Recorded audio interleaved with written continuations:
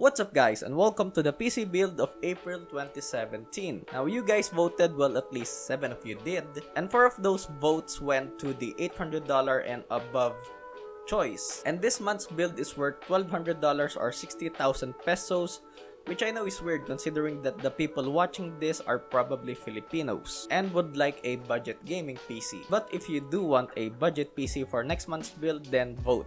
Before continuing with this video, vote first. I'll be leaving a voting poll up here. So I'm gonna name this month's build the Do Whatever the Hell You Want PC except for 4K gaming in AAA titles. I don't know if I'm gonna use that as the title of this video, but whatever. Perfect for content creators, live streamers, and just about anyone who deals with a lot of multi-threaded workload. And I would say perfect for 1440p gaming. Can you guess the graphics card I chose? And also my first all AMD build. By that I mean the CPU and GPU are both from AMD. Let's get on with it. So as always, all the parts will be from DynaQuest PC, but for people outside the Philippines, you can find some awesome deals on Newegg. Starting off with the CPU, I guess you kinda saw this coming, the R7 1700 for 18490. I'm assuming you already know how this thing performs, although not the best thing in the world for 1080p gaming since it has weaker individual cores, but is a monster when it comes to multi-threaded applications, video editing, live streaming, and any type of workload you throw at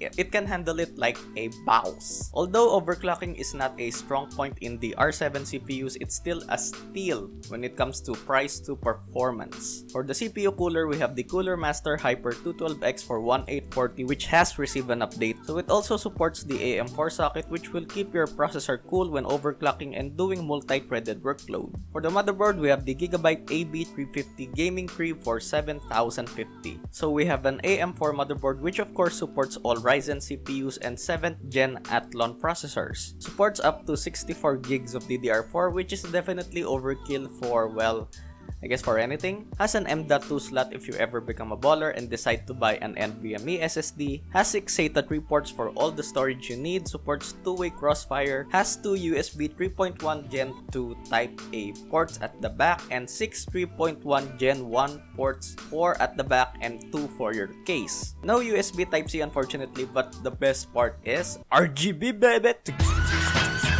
For the graphics card, we have the Sapphire 8GB RX 480 for 13,650, which I think is the 1440p sweet spot and can handle 4K as long as you play at medium to high settings in AAA titles. For memory, we have 16 gigs of Corsair Vengeance LPX DDR4 clock at 2400MHz for 6,350. For storage, we have the Adata SP500 240GB SSD for 3,520 for your boot drive, and a Western Digital Blue 1TB 7200 RPM hard drive for 2,350. For the power supply, we have the Seasonic M12-II 620W 80 plus bronze fully modular power supply for 3,750, which is more than enough for this system and a few upgrades to come. Plus, it's fully modular, but of course, cable management depends on you. And housing all this is the Corsair Carbide 100R for 2,950, which is a really good looking case for not a lot of money, and the big side panel window to show off your build. So all in all, rounding our total cost to $59,950 or $11,999.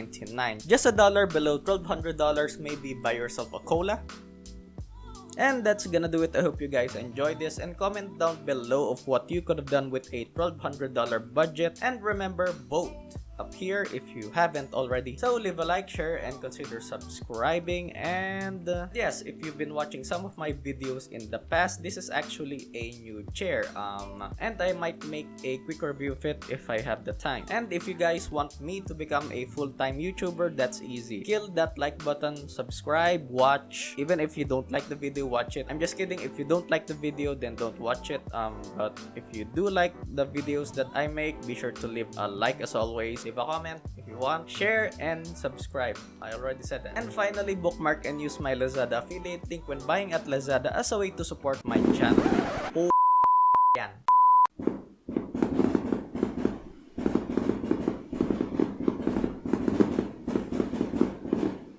And lastly, of course, bookmark and use my Lazada affiliate link when buying at Lazada as another way to support my channel. And if you don't mind donating at all, I'll also leave the link to my Patreon in the description down below. Thank you for watching, and I'll see you guys in the next one.